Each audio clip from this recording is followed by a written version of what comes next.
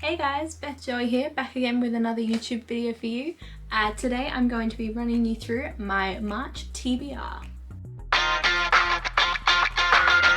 So I've recently been going back through heaps of other Booktubers videos and trying to find different series that have been really popular and who have new installments coming out soon that I just haven't previously read, because as I mentioned in some previous videos, I didn't really get back into reading until end of last year, beginning of this year. So I've gone through all of those channels and I've picked out some series that I think I'll really like based on my favorite Booktubers recommendations, as well as based on the general premise of the story. There's a mixture of a few different genres in there because I really want to expand my reading outside of just fantasy, historical fiction, romance, that kind of thing, but I have definitely gone more heavily weighted towards the things that I know that I like as I bring myself into a few other themes that I'm not sure on. The first book that I'm hoping to read in March is The Curious Incident of the Dog in the Nighttime by Mark Haddon. Technically this is a reread for me because back in high school I was part of my reading club. Super cool, I know, hands up to everybody who was in a reading club. And basically we read this book in that club and then went to a competition and had to answer questions about the book. Now back in that period of time my memory wasn't fabulous, so when it came to the actual competition I completely let my team down. I read the book but I retained none of the information. The plus side to that is it'll feel like a completely new read for me, but the downside to that is my team were not my biggest fans that day. So, The Curious Incident of the Dog in the Nighttime is a murder mystery novel like no other. The detective and narrator is Christopher Boone. Christopher is 15 and has Asperger's syndrome. He has never gone further than the end of the road on his own, but when he finds a neighbour's dog murdered, he sets out on a terrifying journey which will turn his whole world upside down. I think the premise of a murder mystery being solved by a young boy with Asperger's syndrome is such an interesting idea. He seems like he would have the perfect logical mind to really process all of the information. So you get a really almost forensic investigating of this dog that has died that he's found. I'm super excited to technically reread this book and tell you guys all about what I think of it later. Now this wouldn't be a TBR full of books recommended by other YouTubers if I did not have a Leigh Bardugo book in my list. So, Six of Crows by Leigh Bardugo, and you are probably hating me right now for not having read this book. I'm sorry, it is not something I actually even knew existed until like 3 weeks ago. Six of Crows is about a criminal mastermind, criminal prodigy, Kaz Brecker, and he's been enlisted to break into the Ice Court in an impossible, deadly heist. It's a military stronghold that's never before been breached, and he has to break into it and retrieve a hostage whose knowledge could change Grisha magic forever. To succeed would mean riches beyond Kaz's wildest dreams, but he can't pull it off alone. So he brings together a group of 6 other individuals with special gifts and talents all of their own to help him in this quest. Obviously, there's lots of different conflicts, lots of different personality differences between these this group of people, so it's going to be hugely interesting to see how they all interact with each other and how they pull off this supposedly impossible task. So I'm really excited to give this one a read and potentially move on to the rest of the series. The next book that I'm super excited to read, and apparently as a fan of Sarah J Maas, it's one of those books that you've just got to read as well, is Serpent and Dove by Shelby Mahurin. Now, another reason why I want to pick up this book is because Shelby is also the name of my super adorable puppy. So I thought, hey, if it's by a woman named Shelby, then it's going to be amazing because my Shelby's amazing too.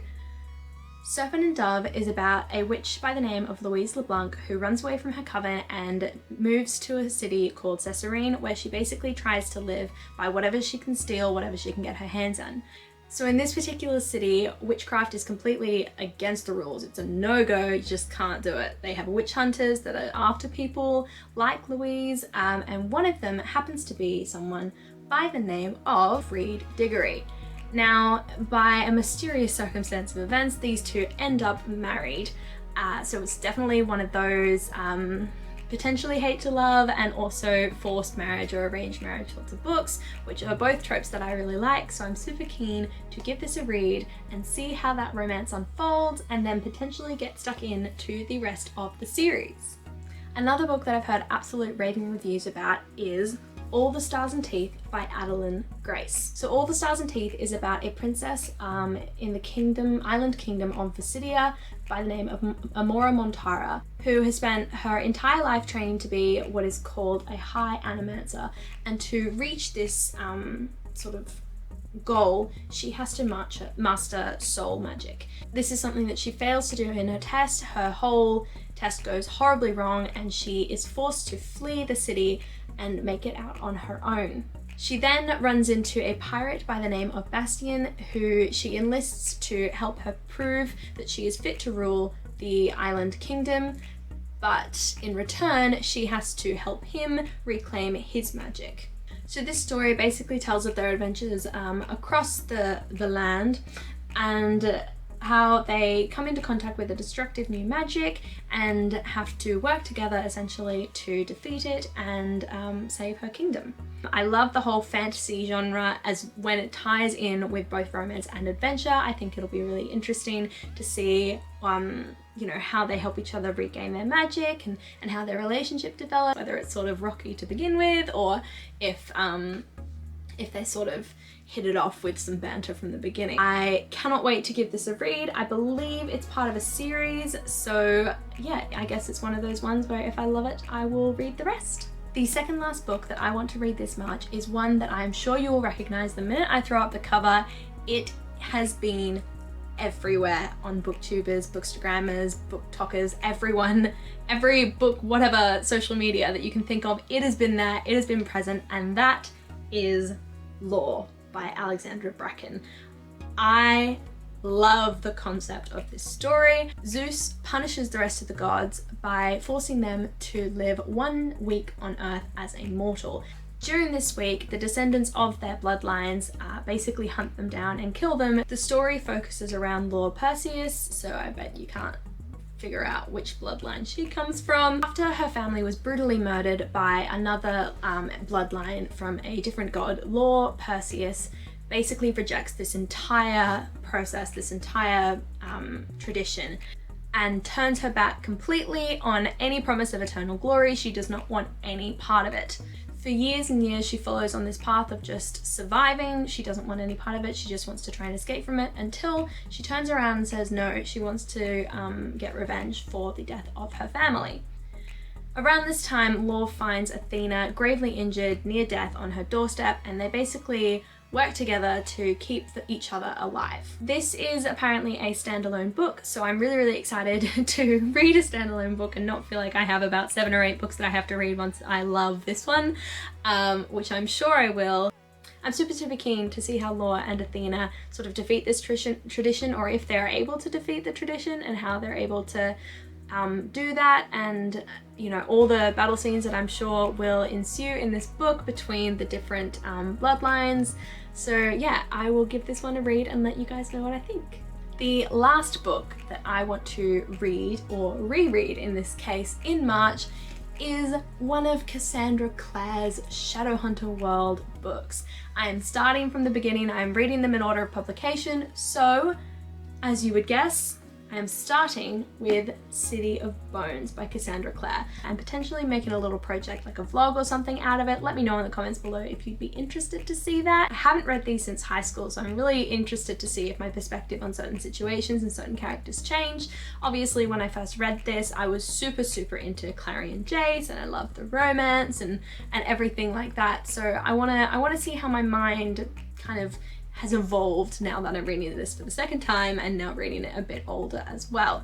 If you haven't read this series, then I mean, what have you been doing? You're missing out. The book follows a girl by the name of Clary Frey, who begins to uncover and be able to see the dark side of New York City. By this I mean she's able to see werewolves, vampires, demons, and she obviously is very confused by this until she finds out that she is part of a race of demon hunters called Shadow Hunters.